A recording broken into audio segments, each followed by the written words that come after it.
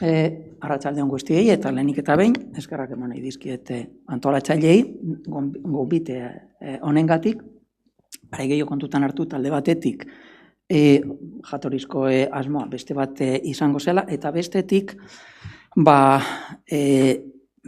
hau apur bat amateur baten lana baita, nik Foru Liburutegiko teknikarianaz, baina nik kultur jarduerak kudeatzen ditut, eta orduan nik ez dut funtsa zaharrekin lanik egiten, eta funtsa zaharretan adituek, seguruenik hemen zehaztasun falta batzuk nabari ditzaketelako, barkamena eskatzen dizkizuet. Aldez aurretik eta, baina landa guztiz, uste dut, komunikazionek ekarpenik egin dezakela, alde batetik Sagarminagaren biografiaren pasarte ezagun batzuk, ezagun batzuetan sakontzeko, eta bestetik baita Foru Liburutegiaren beraren izaera birplanteatzeko.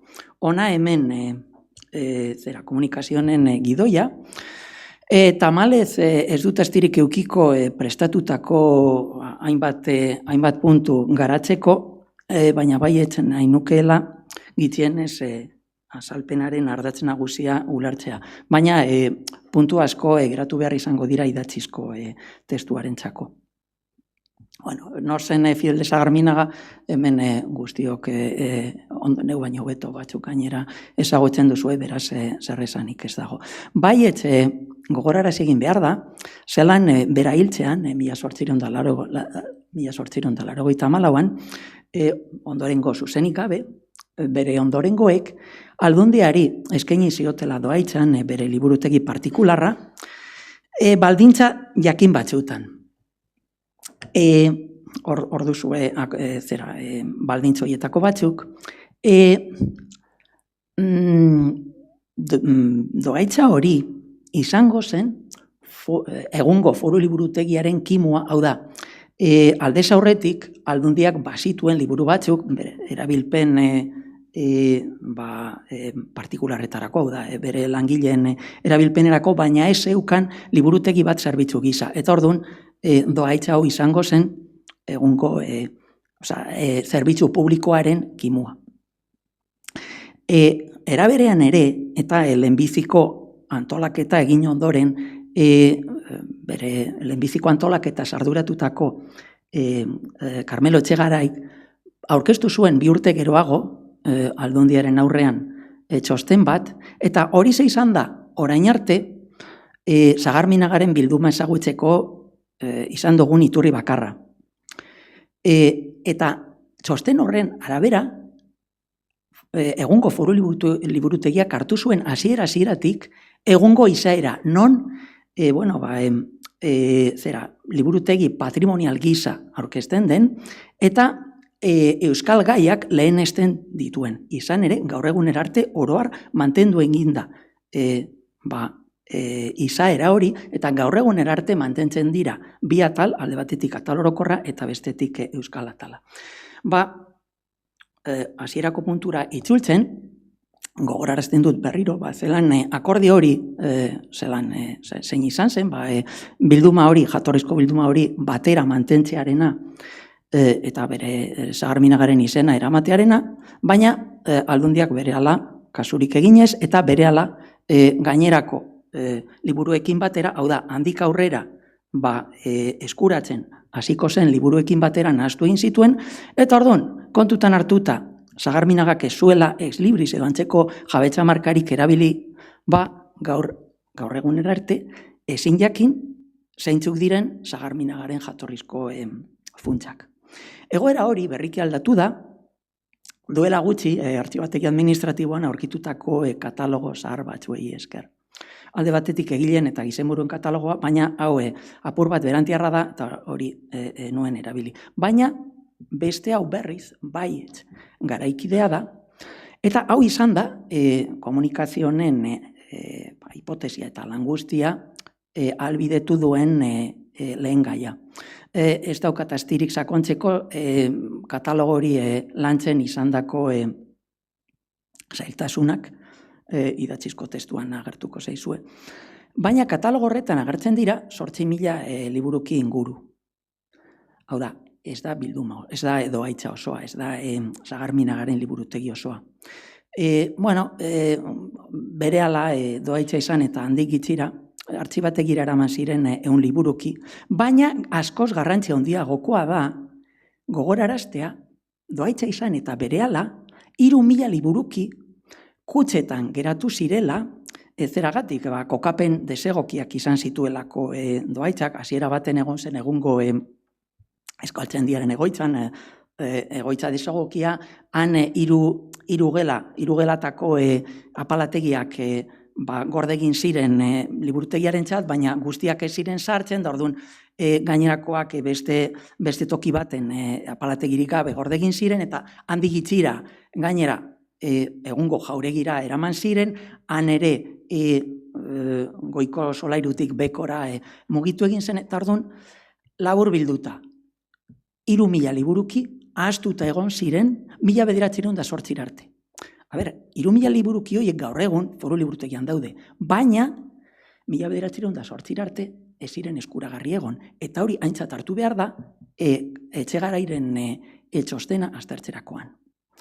Batuk eta egiten baldin badugu, aurreko 3 kopuruak ez datoz bat jatorrizko kopuruarekin. 200 liburukitako aldea dago, baina 200 liburukitako alde hori badira. Alde batetik bazterketak, egoera txarragatik edo engaiagatik, eta batez ere ale bikoiztuak nik uste. Ez daukat astirik garatzeko zergaitik defendatzen dudan, hurbileko bilduma batzuk, berehala Sagarminagaren liburutegiarekin nahastutako hurbileko bilduma batzuk ez diren hor aztertu dudan katalogo horretan nahasita. Baina, idatzizko testuan azalpen agertuko da. Edo zelan ere, labur bilduta, orain arte berreraikitako Sagarminagaren bilduma izan da bierenetakoa, gitxi gora bera. Gainerako guztia oraindik identifikatu gabe dago. Aipatu behar da, katalogo topografiko horretan agertzen diren 330 liburuki galdutzat. Emon daitezkela, oraindik ere ez daudelako gaur egun foru liburutegian. Ez daukat astirik garatzeko banan, baina hoien artean oso material interesgarriak daude, idatzizko testuan agertuko dira. Eta, egia esan ez dugu zertan, harritu egin behar, kopuru horretaz, foru liburutegia luzaro, segurtasun baldintza kaskarrak izan zituelako, eta, lapurretak, bombardaketak, erbesteratzeak eta denetik izan zituelako, orduan, ez harritzeko. Esan bezala, alde hori ulertzeko ale bikoiztu batzuk daude, egia esan katalogoan saiatu ziren saiesten, baina nahi gabe batzutan agertzen dira idazpen desberdinetan. Orduan, hortik ondoriozta daitezke beste batzuk seguruenik atera zituztela. Identifikazio elementu bereizgarriak agertzen dira, baina berantiarrak dira, eta orduan ez dute balio Sagarminagaren bilduma bereizteko. Eskaintzak ere badira, eta 25 inguru edo badaude, eta Sagarminagaren gizarte zarea zirriborratzeko balio dezakete, baina hemen sakontzeko astirik ere ez dut. Ja, behin datu estatistikoetan sartuta, esan beharra dago, 28% funtsa zaharrak direla, hau da, nahiko portzentai altua. Hizkuntzaka aztertuzkero, ondoriozta daiteke, heleniestasun handia dagola, horiek ez ezik portugaldarra ere agertzen da portzentai txiki baten, eta aurreko 2 aldagaiak bateratuzkero, hauze da emaitza. Italieraz, gaztelaniaz eta latineraz funtsa zaharrak garrantzia handikoak dira, eta gainerakoetan alderantziz. Jakintxarlokako banaketa, non historiak eta biografiak garrantzia handia daukaten, literatura eta ikerketa hizkuntzalaritzak ere aipatzekoak dira, gizarte zientziak non batez ere parlamentarismoa eta konstituzionalismoaren gaineko funtsak nabarmentzen diren, eta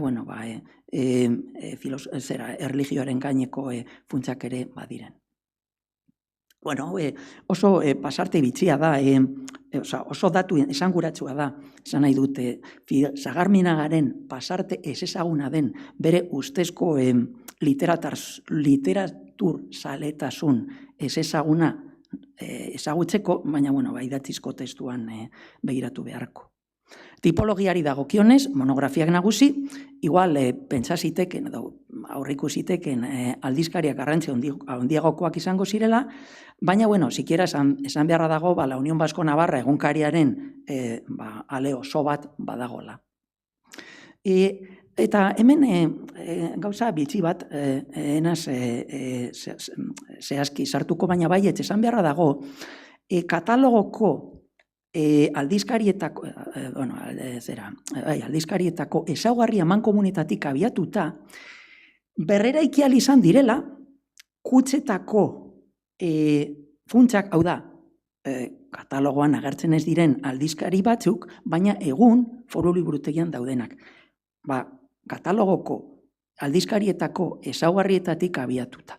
Eta malez, aurrera pausu hori ez da egin ahal izan orain arte gainerako funtsetarako. Eskuizkribuak oso interesgarriak dira, eta galdutako batzuk bezala, hoietatik ere edizioak berrargitalpenak egin dira, baina ez daukat astirik garatzeko. Bildumaren jatorriari dagokionez, oso zabala. Bilbokoak, Madrilekoak eta Parisekoak ekarri ditutona, baina beste toki batzuetakoak aipa litezke. Eta jabetza markei dagokionez, beste horren beste oso edapen handikoak dira, gainera oroarre oso ale gutxi jabe bakoitzeko, euskal jatorrizko oso gutxi. Bizenta Mogelen liburu bat eta ezer gitxi gehiago. Bildumaren jatorria neurri baten jarauzpenean jasotakoa da, familiaren gandik, baina ez daukat astirik garatzeko puntu hau. Sagarminaga bibliofilo itzela izan zen bere garaian, Espainiako bibliofiloen elkartekoa izan zen, elkarteko kidea, 1873tik aurrera, eta gogorra egin behar da, 5 euskaldun bakarrik zira bera barne, garai hartan, beraz oso talde murriztua zen. Katalogoak horren berri emoten digu, elkarte horren argitalpenak, oso interesa handiko katalogoak, funtsasarretakoak, enkanteetakoak eta bar, eta Sagarminaga oso bibliofilo ezaguna izan zen baita bere garaian, eta pasarte hori, garatzeko astirik ez dudan, pasarte hori horren berri emoten digu. Aipatutako Espainiako bibliofiloen elkarteko beste laukideak hauesek ziren, garatu nahi, apur bat aztertu nahi nituen euren liburutegiak Sagarminagaren liburutegiarekin konparatzeko, baina astirik ez dago, baina ikusi besterik ez da egin beharre zeintzuk diren, Laurentzin Markesa, La Sala eta Zabalburutarrak. Lauki hau berriz interesgarria da buruan izatea zeragatik. Gai jakin batzuen eta besteen garrantzi desberdinak kontutan izateko. Italiarrak orain arte, erabat ez ezagunak izan dira, eta Sagarminaga Italian izandako bizipenen berri emoteko balio izan daitezke seguruenik. Izan ere, gai italiarrak italieraz idatzitakoak baino handiagoak dira. Eta edozelan ere, bere bildumako atalik garrantzitsuentzat emondako euskal gaiak eta gai amerikarrak baino gai garrantzia handiagoa izan zuten. Ja, behin sartuta euskal gaietan, ona hemen bere bildumako izenburu batzuk. Jakina, aparteko edizio eta izenburu onak, gainera beste batzuk ere karnitzaken aukeraketa bat egin dut, baina agertzen diranak baino esanguratsuagoak dira falta direnak. Hoiese guztiak falta dira. Eta ezinezkoak izan daitezkenak dira bi hoiek. Llorente eta Novia Salcedo ezin utzik egin bere liburutegian. Baina argiuki behar dugu, aztertzen ari garena, ez dela doaitza osoa baizik eta 1908 arte ezagutzen zena. Euskal gaietako manaketa jakintzarloka, hizkuntzaka, enaz honetan sartuko, apur bat aurre ikuspenen barruan sartzen zelako. Baietz, garrantzitsua da, apur bat gogoraraztea, zer zen Euskal Atala, Sagarminagaren liburutegia antolatu zuen Karmelo Etxegarairen esanetara. Eta Karmelo Etxegarairen kontzeptua nahiko murriztatzailea zen. Gaurko ikuspuntutik, baina baita garaiko ikuspuntuetatik ere. Angela Allende Salazar aurreko urtetan beste kontzeptu zabalago bat eskaintzen zuelako. Edozelan ere, garrantzitsua da, aintzat hartzea, bere ikuspuntua zeragatik, berak aztertu egin zuelako bilduma eta bera izan zen Aldundiaren aurrean txostena aurkeztu zuena. Jakina, hori kontutan hartuta, begira zenolako zertan geratzen den Euskal Atala, 400 liburuki baino gitxiago, Etxegarairen ikuspuntutik. Eta, aztertu nahi nuen, apur bat, lehenbizik urteetako hazkundea Euskal Atalan, non hor katalogoko funtsak esesik kutsetakoak ere aintzat hartuko ziren, baina astirik ez dut. Bakarrik, esango dizuet, hazkunde handia egon zela, baina funtsasarretan apartekorik ez. Aztertu egin behar dugu orain, Etxegarairen txostena Aldundiaren aurrean aurkeztutakoa. Berak proposatzen du Euskal Atal bat bereiztea. Baina kontuz, Euskal Atal bat bereiztea proposatzen du ez Sagarminagaren bilduman izandako garrantziagatik baizik eta beste irizpide batzuk kontutan hartuta.